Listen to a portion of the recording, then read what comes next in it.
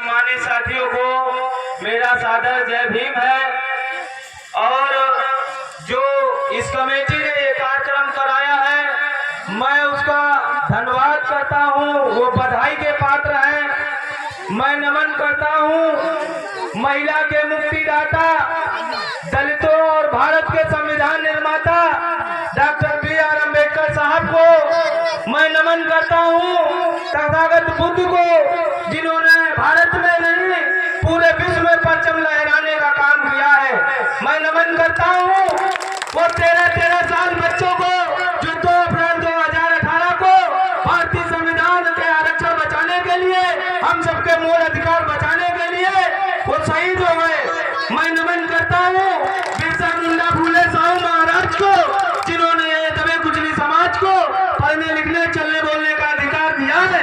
मैं बताना चाहता हूँ बहुजन समाज को कि जो तुम्हें अधिकार मिले हैं ये बाबा साहब के 4 बच्चों की कुर्बानियां हैं। जो तुम्हें पानी पीने का अधिकार मिला है वो पानी नहीं, बाबा साहब के 4 बच्चों का खून है। अगर तुम्हें ये वोट का अधिकार जो तुम्हें बाबा साहब ने दिया है ये ऐसे आसानी से नहीं मिल गया है।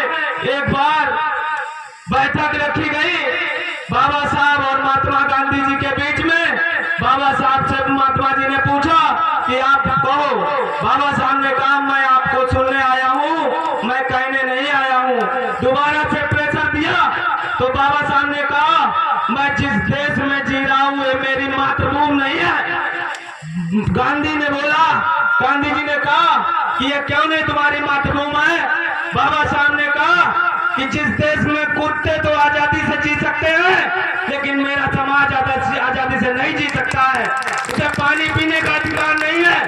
जो आज गंगा नाली में पानी बह रहा है वो भी तुम्हें पीने का अधिकार नहीं था। ये जो हमारी माँ बहनें अच्छे कपड़े पहन के बैठी हो, तमाम पाखंड को तो अगर तुम धोती हो तो ये तुम्हारी जिम्मेदारी है। बढ़िया कपड़े अगर पहने हो तो ये बाबा साहब माता रमा की कुर्बानी है। माता रमा ने एक साड़ी नहीं पहनी तुम्हें हजारों साड़ियां दिलाने के लिए। माता रमा ने अपने बच्चों को दवाई नहीं दिला पाई तुम्हारे बच्चों को दवाई दिलाने के लिए। क्या बताओ आज आप लोगों की दवाई व्यवस्था नहीं होती है क्या?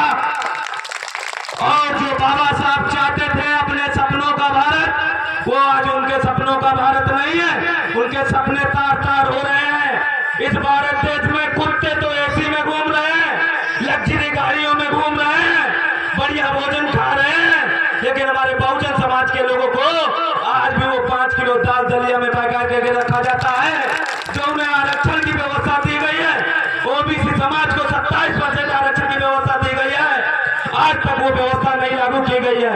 ये लड़ाई केवल हम लोग घर में बैठ करके नहीं लड़ सकते हैं। ये लड़ाई लड़ने के लिए मानवर साहब ने कहा था अगर तुम्हारी आवाज संसद भवन में ना उठाई जाए तो तुम सड़कों को जाम कर देना। जिस दिन तुम सड़कों में उतर जाओगे उस दिन तुम्हारी आवाज को कोई दबाने वाला पैदा नहीं हुआ है। एक अकेले अम्बेडकर को कोई नहीं रोक पाया। आज सैकड़ों अम्बेडकरवादी हैं। अम्बेडकरवाद को एक खाक रोल निकलेंगे। अम्बेडकरवाद वो आ गए जो पहचान गया, जो जान गया, वो स्वाभिमान से जीना सीख गया है। अगर आज हम बोल भी रहे हैं तो ये अम्बेडकरवाद की याद है। बाबा साहब के बच्चों की कुर्बानी है। बाबा साहब ने जो अपने जीवन में बहुत कष्ट सहे, उन कष्टों का बदला आज देने की तुम्हें जरूरत है। तुम्हें जरूरत है अपने बच्चों को पढ़ाने की, तुम्हें जरूरत है अपने बच्चों को डीएम सीएम पीएम बनाने की। बाबा साहब ने कहा था कि वोट से लेंगे पीएम सीएम और शिक्षा से लेंगे एसपीडीएम। क्या अपने बच्चों को एसपीडीएम बनाना चाहते हो? मैं तुम्हें बताना चाहता हूँ कि 100 में 90 भाग हमारा है। शोषित वंचितों ने ललकारा है। जो ये सरकार कर ना सकेगी वो सरकार निकम्मी है, और जो सरकार निकम्मी है वो सरकारें भी हमें बदलनी है। जो हमारे बात हित की नहीं करेगा उसको हम अपना राजा नहीं बनाएंगे, क्योंकि वोट की ताकत है। अब रानी के पेट से राजा पैदा नहीं होता है, राजा पैदा होता है वोट बैंक से पैदा होता है। हम लोगों को जो अधिकार है, हम लोगों ने जो भी धरना दिए हैं, जो भी आंदोलन किए हैं, इंदर नेपाल को पानी पीने के पीछे अपनी जान की कुर्बानी देनी पड़ी। क्या मालूम है आप सभी को? 9 वर्ष के बच्चे को केवल पानी छूने की अपनी जान से कीमत चुकानी पड़ी। क्या आप चाहते हो आपका भी बच्चा वो जान की कीमत चुकाए? तो ये तुम जान लो, अगर ये नहीं चाहते हो, अपने बच्चों को सुरक्षित रखना चाहते हो, तो तुम्हें भारतीय संविधान बचाना पड़ेगा। और भारतीय संविधान बचाने के लिए अगर तुम्हें अपने शरीर का आखिरी कतरा, आखिरी सांस भी देनी पड़े, तो वो भी देने के लिए तैयार हो जाओ। क्या तैयार हो तुम?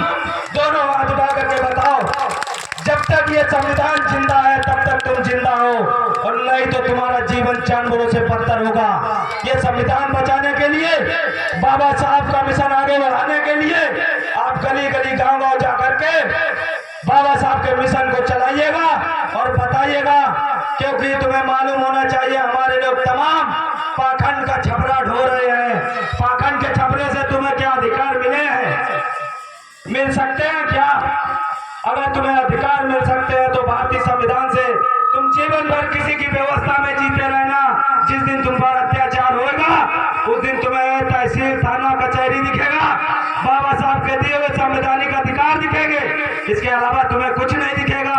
और मैं तुम्हें बताना चाहता हूँ, संघर्षों के साए में घनघोर जवानी पलती है, और जिस ओर जवानी चलती है बहुधा चाची उस ओर जमाना चलता है, उस ओर जमाना चलता है। इन्हीं शब्दों के साथ मैं विराम करता हूँ। जय भीम, जय भारत।